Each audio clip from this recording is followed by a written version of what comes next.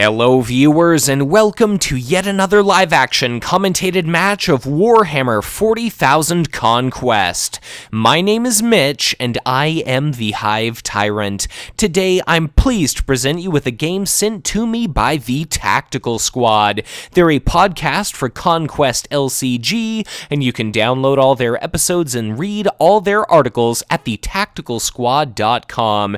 They're going to be represented in today's game by the gentleman Travis Provick sitting to the left. He's chosen to take up the reins of our latest third Tau faction warlord, the Astra Militarum aligned Commander Starblaze. Travis actually happened to place within the top 16 of Worlds 2015 for Conquest, and on the right sits his opponent, a dear friend of mine, John Gobeil. He's uncharacteristically playing as our second Chaos faction warlord, Ku'gath Plaguefather, so definitely something out of the ordinary to see John playing as anyone apart from Eldorath Starbane, but I'm very excited to see how both of our players do in this game. 401 Games is going to be the site of this match. If you ever happen to find yourself in Toronto, Ontario, Canada, I definitely recommend you check out their location. Their site is 401games.ca, and for the Tactical Squad and for 401 Games, I'll definitely have information in the description for this video, so you can check out that podcast and check out that location. But in assessing planet number 1, we've got a combination first planet / initiative token, indicating that John Gobeil is going to be our planet with initiative. We've already happened to see a fair few plays. We've got a Void Pirate for John at planet number 4, very nicely trumped by a 2-command icon possessing recon drones, played by Travis. So that's going to shut down John's early game card economy, which is what I'd have said had it not been for the copy of Promotion now sitting upon that Void Pirate. At planet number 1, we've got a copy of the Warlord Friend. It's a Bloodied Reavers. It's a no war gear attachment, 1 command icon, 2 cost, 2 attack, 2 hit point vehicle unit that happens to get a +2 attack value bonus so long as a Warlord happens to be present on John's side of the table. And then for Travis, we've got a Sanctioned Psyker located taking up residence at planet number 2. So that's going to be a nice 2 command icon unit sitting there residing at that planet. And at planet number 5, we saw a copy of the 1 command icon, 1 cost, 1 attack, 1 hit point Earthcast Technician put into play. Its reaction is to tutor the top 6 cards of your deck for a drone trait card or an attachment and reveal it, and then add it to your hand. Looks as though an ion rifle ended up being what Travis found, thanks to that card effect. But once again, on the opposite side of the table, John puts out a copy of the 2 cost Chaos Fanatics to once again conveniently trump his opponent's command units sitting there at planet number 5. 2 is greater than 1, and therefore, it's looking like John is positioned to win command at planets 1, 4, and 5. Both of our players are slowly but surely whittling away at their resources. We see a copy of the 1 cost, 1 command, 1/2 ranged keyword Viorla Marksman positioned at planet number 1, and we'll have to see if that copy of Ion Rifle ends up being affixed to that unit. Looks as though planet number 1, the planet that's going to be under contest no matter what, is Karnath. It has the ability to trigger the planetary ability of any other planet in play, and that's going to potentially trigger planet number 2, Elowith, which allows a player to look at the top 3 cards of their deck, add 1 of those cards to their hand, and the remaining 2 to the bottom of their deck in the order of their choice. Planet 3 is going to be the rather powerful Aatrox Prime. You pick an adjacent planet or the enemy HQ, and you deal 1 point of damage to all enemy units alone present at that location. Planet 4 is going to be Avarn, which basically mandates both players pick an army unit from hand and put it into play directly in their HQ. And planet number 5 is going to be Planum, which allows a player the opportunity to move their units. Looks as though both of our players are deciding where exactly they want to send their warlords. We've got a copy of the signature army unit Ku'gath's Nurglings now taking up residence at planet number 3.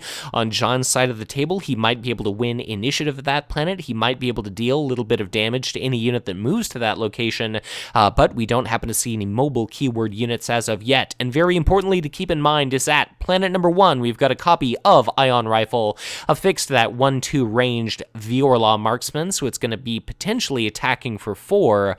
Note that John has the initiative if no warlord shows shows up to that planet, but the Viorla Marksman's going to have the opportunity to attack for 4 during the range skirmish round prior to John's opportunity to do anything about it, unless he comes across some cards and or resources to do something like a Tzeentch's Firestorm or an Archon's Terror, seeing as how he's given away his alignment there with the Dark Eldar. But we also have a copy of the Borkon Recruits sitting at planet number 1.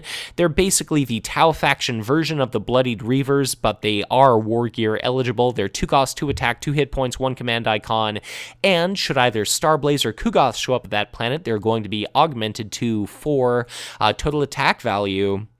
So our players are currently still deciding where exactly they want to send their warlords. Keep in mind that wherever Starblaze ends up going, he can basically pick an Astra Militarum faction unit he controls at an adjacent planet and pull it over to his location. So if Starblaze goes to planet number 3 and Ku'gath goes to planet number 2, he could save that Psyker from being slowly but surely damaged or even potentially destroyed by Ku'gath if for some reason that Psyker does not decide to retreat. But we could easily see Ku'gath show up at the first planet, try to win that card and resource bonus, try to deprive his opponent of that powerful victory condition, and especially considering each and every one of our currently visible planets happens to have a blue technology icon associated with it, this could be a pretty quick game indeed. For Commander Starblaze, I can only imagine he'll want to try to shut down the enemy command presence, and it looks as though both of our players decide to do something pretty interesting in regard to their commits. Starblaze goes to planet number 3. That's going to be the forced reaction of Ku'gath's Nurglings, dealing at 1 point of damage that is not shielded. Ku'gath decides to be a little bit bold, shows up at planet number 1, so planet number 1 is going to be a card and a resource to the right for my boy John Gobeil. Planet number 2 is going to be 2 cards for Travis. Planet number 3 is going to be 1 card and 1 resource for Travis. Planet number 4 is going to be a card and a resource, thanks to the Void Pirate with that promotion to the right for John. And planet number 5 is going to be 1 card and 1 resource. So it looks as though we're going to see battles break out at planets number 1 and planet number 3. Ku'gath, it looks as though he's got 1 large kind of non-standard resource token. I'm not sure if that represents 3 resources or 1 resource, but let's see how battle is going to unwind. It is looking at the moment like that Viorla Marksman is going to have an opportunity to attack potentially for 4. It could deal 4 points of damage to Ku'gath himself, but then it'll be Ku'gath's opportunity to attack. We could have the Bloodied Reavers kill off the Borkon Recruits, and then Ku'gath could whittle away at that Viorla Marksman, and things are probably not going to go too terribly well for Travis at planet number 1, but it's definitely not going to be without Ku'gath taking a little bit of damage, I can only imagine, and it's looking as though we're going to be seeing, well, we don't see Iridial on the board yet, so we could have that Viorla Marksman kill off the Bloodied Reavers, then Ku'gath could not be able to kill off the Borkon Recruits, so I can only imagine that John is going to have some sort of suspicious, like, dirty trick in his hand, because otherwise he's just setting himself up to take a large amount of damage, and if his opponent has a lot of shields, it's entirely possible that Ku'gath could end up, you know, just getting his ass handed to him at this planet, but it looks as though we do see some sort of combat trick. That's going to be the Archon's Terror, and all of a sudden things are looking all the way bad for Travis. The Viorla Marksman is going to be banished from the planet. That's going to be the Bloodied Reavers taking a swing of 4, killing off that copy of the Borkon Recruits. And even though under an absolutely ideal situation, Travis could have killed off the Reavers, he could have shielded against Ku'gath, he could have waited until kind of the last possible opportunity before just piling mountains of damage upon Ku'gath, things didn't end up working out quite so well. So Karnath is going to be activated. I can't think of any attachments that our Tau faction player could use to kind of alter the sequence of events here. Looks as though our planet ability being activated was Planum. Interestingly, Ku'gath's Nurglings are going to be relocated to currently planet 2, Eloith, and they deal themselves a point of damage thanks to their forced reaction because they were moving. We see a copy of Cacophonic Choir discarded. I can only imagine that must have been because Commander Starblaze, entirely uncontested, decided to take a shot at that Void Pirate positioned at our current planet number 3 as we move into the HQ phase. So both of our our players are going to generate 4 resources for themselves. Both of our players are going to draw 2 cards. Note that goofy little initiative token, I'm not sure if that's one of the ones designed by Team Covenant or not, but that is now turned to indicate that Travis is going to be our first player. So Ku'gath has got a copy of the Bloodied Reavers sitting in his HQ. Looks as though our new 5th planet is going to be Farron, so should you end up winning a battle at that planet, you'll have the opportunity to rout a target enemy unit. Commander Starblaze puts a copy of Catachan Outpost into play. Note that things could have gone slightly differently last round, perhaps had there been a copy of Staging Ground in play, because we could have seen Elysian Assault Teams replace that, say, copy of Borkon Recruits when that was killed. We could have seen Staging Ground deploy any number of 2 or fewer cost units to try to kill off that Bloodied Reavers, to try to push Ku'gath off that planet. But in any case, we've got a copy of Slaanesha's Temptation now affixed on planet number 5. Kind of a low priority planet considering just how quick this game could end. You know, there's so many blue technology icons, and Slaanesha's Temptation is going to increase the cost required to play units by Commander Starblaze by 1 unless he puts a unit out onto planet number 5, and Starblaze is going to have to trigger a battle at that planet to shut off Slaanesha's Temptation to remove it from play. But should Starblaze do so, then he'll be depositing that Viorla Marksman with the fixed copy of Ion Rifle at planet number 5, which is entirely outside of John's earliest possible victory condition. So that is looking pretty troublesome for Travis. But he put out a second copy of the Borkon Recruits to planet number 1, so it's going to be 3 cost for that 2/2/1 command icon unit that gets the attack bonus contingent upon a Warlord being present. On John's side of the table, we've got a copy of the Noise Marine Zealots. It's a 3 cost, 1 command, 2/3 unit. That also gets +2 whenever a Warlord is present, and that's going to be sitting pretty at the victory condition planet there for John. We've got a second copy of Recon Drones, yet another limited card. This deploy phase is limited card for Travis played out to planet number 5. It's conventionally free, and because it was put out to play at the same planet as sits Slaanesha's Temptation, he was able to put that into play with no premium whatsoever. So it's going to be up to our players here. I'm not sure if they've passed or not, but they're going to have to decide where exactly they want to send these units. Starblaze is going to have that copy of the Viorla Marksman in tow, so I could see Starblaze potentially going to planet number 3, but if that's the case, the Noise Marine Zealots are potentially going to be able to deal out a whopping amount of damage to Starblaze. I could easily see Ku'gath going to planet number 1 or planet number 2. Note that anything sent to planet number 1 is going to take a point of damage thanks to that Ku'gath's Nurglings, and since both players have a unit in their HQ, they're going to be able to, they're going to want to set it up for a future battle, basically being ready. And the trick here is if Starblaze goes to 2, Starblaze could take a swing of 4, potentially kill off the Noise Marine Zealots, but if he doesn't, he's going to be taking a swing of 4 in return. Starblaze could use his ability to pull the Sanctioned Psyker away from planet number 1 if it seems, worthwhile to do so. That Catachan Outpost is going to be pretty powerful. That's definitely a complicating factor, but, I'm very curious to see what exactly our Chaos player has in regard to events in his hand, just because, a copy of Warp Storm or something could annihilate that Borkon Recruits, albeit and the Ku'gath's Nurglings at planet number 1. So, thinking on the fly here, Ku'gath could easily go to planet number 1. I can't imagine Ku'gath going to, say, planet number 2, but he might want to stretch out his victory condition, and Starblaze is just definitely going to have to play a little bit on the defensive here. So looks as though John is actually sending Ku'gath to planet number 4, so he's going to bank on the ability of Planum to kind of safely relocate one of his units. So he's not going to be showing up to contest Commander Starblaze directly, but he might use his being able to move a unit to planet number 2 after the fact if he wants to try to win as early as possible through that planet, or he might just be pursuing a little bit further down the line victory condition. But In any case, planet number 1, that's easily going to be 2 cards, 1 to the left by Travis. Planet number 2 is going to be a card and a resource for Travis.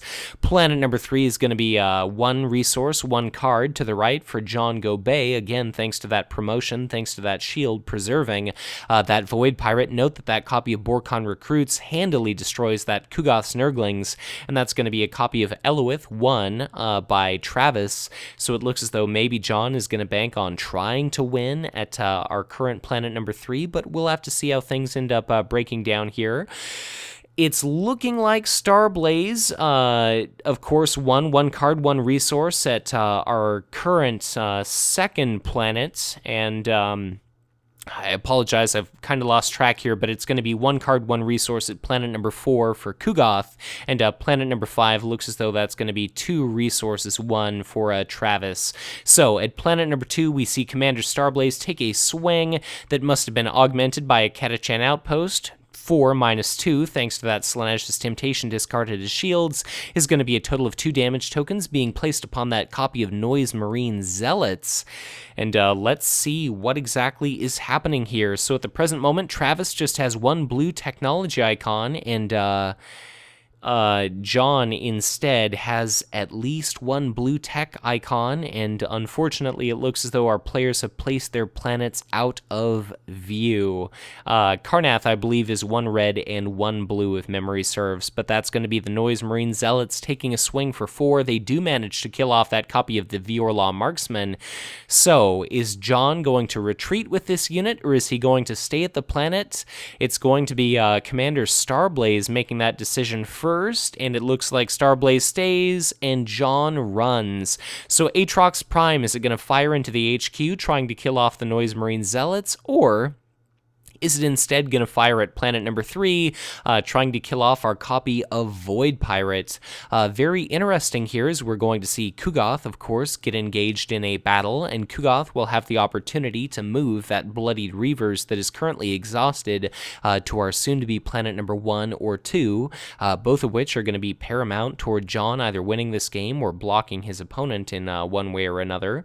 Looks as though whatever the target of Aatrox Prime ended up being, we see a copy of the signature event, the 3-cost Fetid Haze, being discarded as shields, and Ku'gath was going to take a swing, but now John is reconsidering. It's going to be the Chaos Fanatics, may as well be, so the Chaos Fanatics take a swing. Do we see the Earthcast Technician spared? No, we don't. That's going to be a dead unit, and that's going to allow Planum, it's going to allow John the opportunity to trigger Planum to presumably move that copy of Bloodied Reavers wherever he would like. He could also do the same for the Noise Marine Zealots, depending on what planet he's ultimately wanting to win on. And indeed, it looks like that's going to be his play. He's going to move the Noise Marine Zealots, and he's going to leave the Bloodied Reavers there positioned at that planet. So perhaps what John is going to do is he'll try to win at planet number 1. He'll allow his opponent to take Yavvarn, and then he'll just try to win on Planum there. But in any case, once again, John picks up the initiative token as indicated by the little token sitting atop our current first planet, Aatrox Prime. Our new 5th planet is going to be Ossus 4, the Steel 1 resource planet, and it's going to be John's opportunity to deploy first. So I can only imagine John is going to try to want to win at planet number 1 and planet number 3. Travis, he could win through taking any 2 of the next 3 planets. It's definitely going to be easiest for him to win at Yavvarn, so if he's able to put a lot of units into play at planet number 1, if he can put something into play at planet number 2, that could allow him a pretty sterling opportunity to kind of, steal this win out from under John Gobeil here. That Void Pirate really isn't much opposition to try to kill off, but then again, the same can be said about that recon drones, so I'll be very curious in regard to what planets our players really want to prioritize here, and then in regard to just, sending your Warlord to a planet. We've now got a copy of Borkon Recruits and Sanctioned Psyker clogging up the HQ of Commander Starblaze, so he could go to planet number 1 or planet number 2. Ku'gath could show up really anywhere. Ku'gath doesn't have any damage yet, so he isn't going to be able to move any damage off of himself. Starblaze doesn't have any Astra Militarum faction units at the moment to relocate from planet to planet. I think maybe the ideal situation is whether or not you have an Assault Valkyrie at planet number 1 or planet number 2, you can send Starblaze to the opposite planet and then adjust the position of that Valkyrie accordingly. But looks like we see a copy of Plaguefather's banner now affixed to Ku'gath, and things just got much more miserable for Commander Starblaze. Tau and Astra Militarum factions both kind of have low HP units as their hallmark, and as soon as Ku'gath takes 2 points of damage, as soon as he's able to declare himself as an attacker, he can use his own reaction, he can use his signature attachments reaction in order to do 2 separate instances of moving 1 point of damage off of himself onto another unit at that planet, and considering it's likely to be a unit along the lines of a Borkon Recruits or something like that, that is an incredibly fantastic effect, made all the more powerful because moved damage not being assigned or dealt or taken, it cannot be shielded against. So what exactly are we going to see for Travis? He's certainly got a giant stockpile of resources just in regard to assessing what Commander Starblaze has at his disposal. His signature event is Bond of Brotherhood. You basically play it once a battle has begun, and until the end of the phase, all present Tau, including your Warlord, get an ephemeral plus 2 HP, and all present Astra Militarum faction units, of which there currently are only 1, do end up getting a plus 2 attack, and considering a Sanctioned Psyker is a 0-4, giving it a base 2 attack bonus is never really a bad thing, and definitely keep in mind that that Catachan outpost is going to be able to considerably alter any of the combat math in this game at any given moment here. But in any case, what are we going to see? Both of our players have still got plenty of resources left. We've got a copy of Iron Guard Recruits being put out to planet number 5. You invest 2 resources into that 1/2 unit with 2 command icons. It's got the Mordian and Conscript traits. It's going to potentially be able to win Travis back 2 resources. So it's basically paying for itself, and it's a little bit of board presence, which isn't really ever a bad thing. And depending on how many more rounds this game goes, it could end up paying for itself very quickly indeed. But we've now got a copy of Ku'gath's Nurglings positioned at the first planet. This is going to actually do a fair few interesting things. So if Starblaze shows up to the first planet, Starblaze takes a point of damage, the Borkon Recruits and the Psyker all take a point of damage.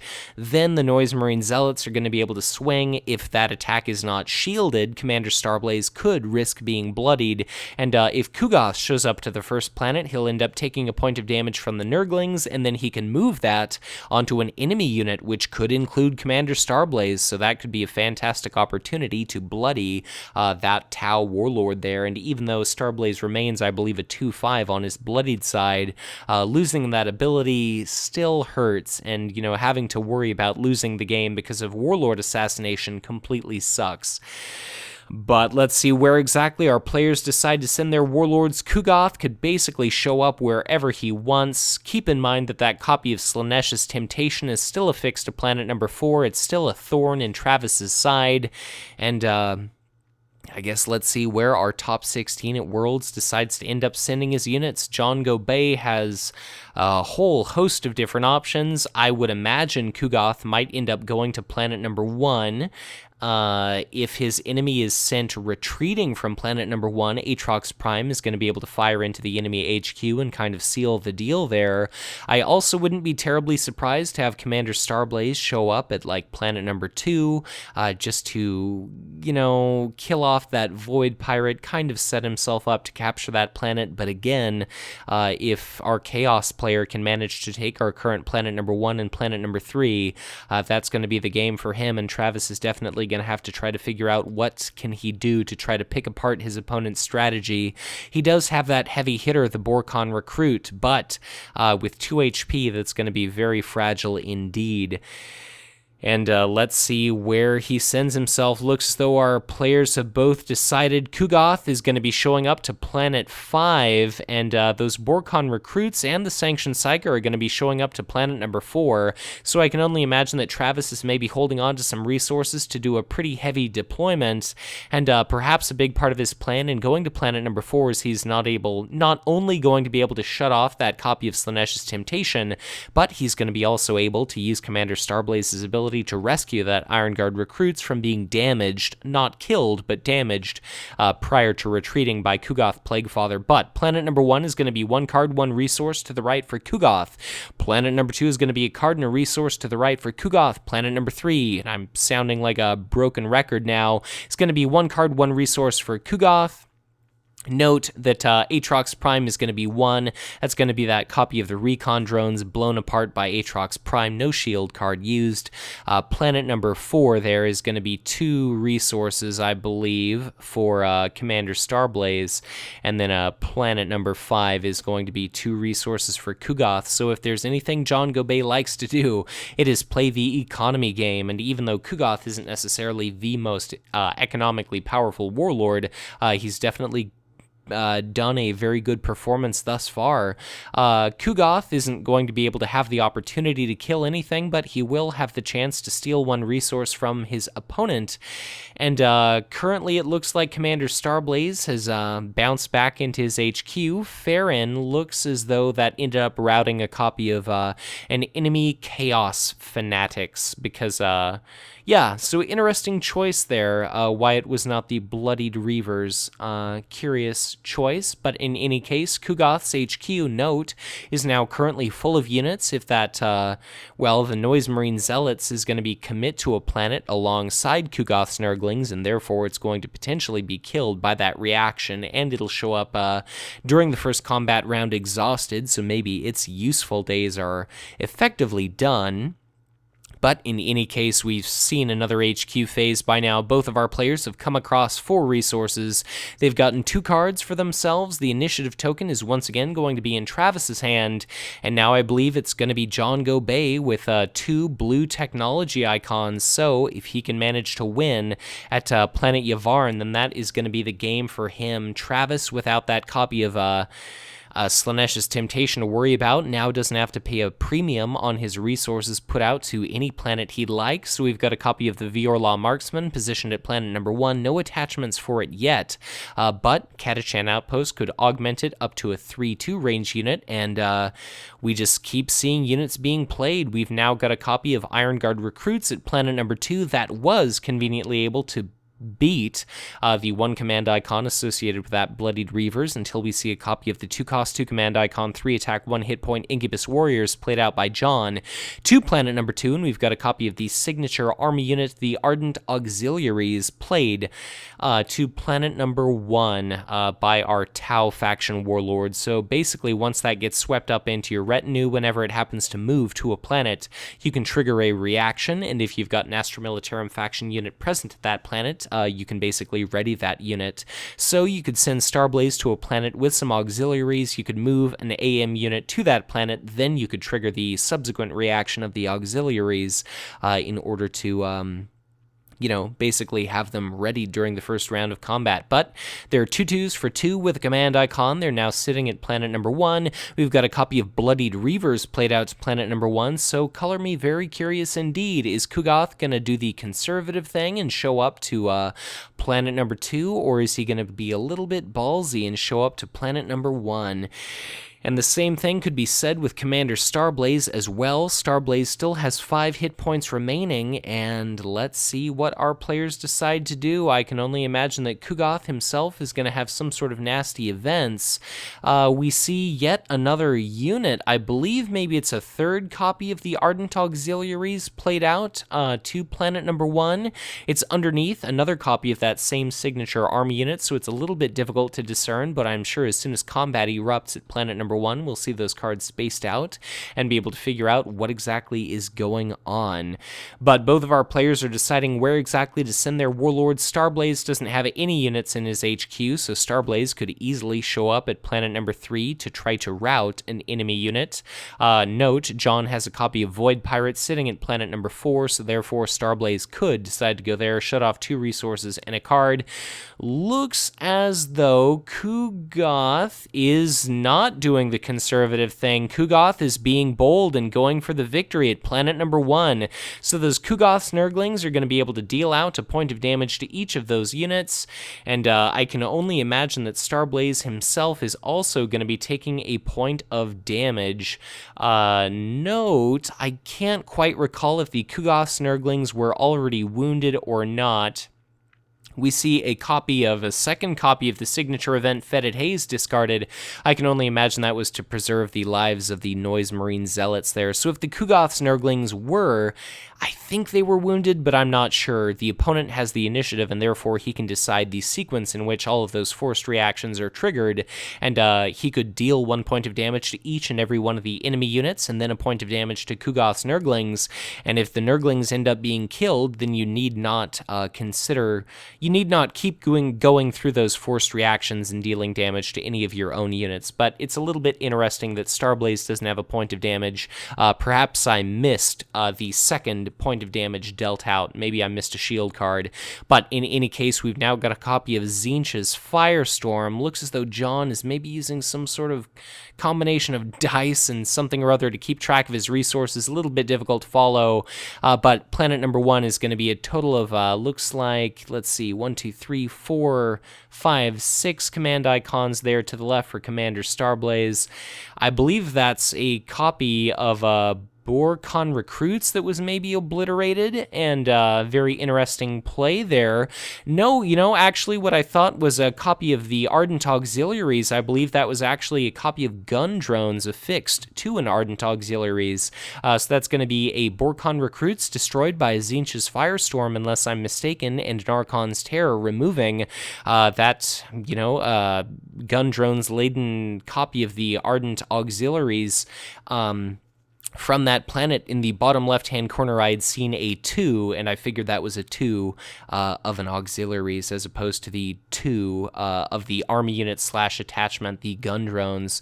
But we're starting to see a fair few attacks go back and forth. That's going to be a dead copy of the auxiliaries, and Ku'gath has got a whole lot of units left. He's still got that Noise Marine Zealots that's a 4-1 currently. Ku'gath's Nurglings are still alive. There's that copy of Chaos Fanatics that's a 1-1 at present. But that Void Pirate is still sitting there contributing a stall, just to make it all the more likely that Ku'gath might end up needing to take damage. But it looks as though, despite a little bit of a swing there, we see a Tzeentch's Firestorm discarded as shields. And so far, things are looking awfully good for John Gobeil. I've kind of missed the minutia of combat, but Commander Starblaze, it looks like he's perhaps left to attack. Ku'gath is going to take a swing. He's going to move 1 point of damage onto one of these enemy units, and we see a card discarded as shields. So that's going to be 1 damage blocked through Ku'gath's attack, and then 1 damage moved onto that copy of the Ardent Auxiliaries. We see Commander Starblaze himself swing. The Noise Marine Zealots are going to end up being killed, and it's going to be on Commander Starblaze to try to win this battle. We've not seen Bond of Brotherhood yet, and if there was one in Travis's hand, there's no reason to not play it prior to now, once a bunch of units have already been started being killed. Had that copy of Gun Drones remained at this planet, Area Effect 2 would have made a monumental difference as to the outcome of this game here. But the Ardent Auxiliaries take a swing. That's going to be a copy of Fetid Haze discarded as shields, is what it looks like. So that's going to be an insufficient amount of damage to kill off that copy of Bloodied Reavers. The Bloodied Reavers themselves are going to take a swing of 4. I believe that was at Starblaze. We saw a Heavy Marker Drone discarded as shields, so he's only going to end up taking 2 points of damage, and that's going to be a dead copy of Ku'gath's Nurglings. But now Starblaze is quickly running out of unexhausted units, and it looks as though we've got 1 point of damage dealt out onto the that copy of the auxiliaries. That's going to be one fewer unit for Travis there. Ku'gath himself is going to exhaust to finally declare himself as an attacker. That's another point of damage onto Commander Starblaze, who's currently still sitting at it as a 2/2. And even though there's that Iron Guard recruits, even though there's Commander Starblaze sitting there, even though Starblaze himself has the initiative, all we can see Starblaze do is kill off that copy of the Chaos Fanatics, and there is absolutely nothing that our Tau faction player is going to be able to do to trump Ku'gath here. Like, let's say Ku'gath takes 2 points of damage, he'll immediately kill off that copy of the Iron Guard recruits, and now let's just see how this is going to unwind here. Ku'gath is going to be able to move 2 points of damage off of himself each and every round. Starblaze only has 2 HP remaining, so that's going to be Ku'gath taking a swing. Starblaze takes 1 point of damage, no shielding done whatsoever. Starblaze takes a swing. That's going to be 2 points of damage onto Ku'gath Plaguefather. Ku'gath, I can only imagine, is going to be directing his attack. There we go. That's going to be the good game. So let's say Ku'gath Plaguefather would have directed his attack at Starblaze. Had there been no opportunity to shield, that would have been Starblaze bloodied and sent packing. And then we could have seen Ku'gath's banner and Ku'gath's own reaction, resulting in 2 points of damage being moved off of him onto the Iron Guard recruits. That's no enemy units left. No opportunity to do anything cute like Elysian Assault Team. There's no staging ground, so that is going to be good game.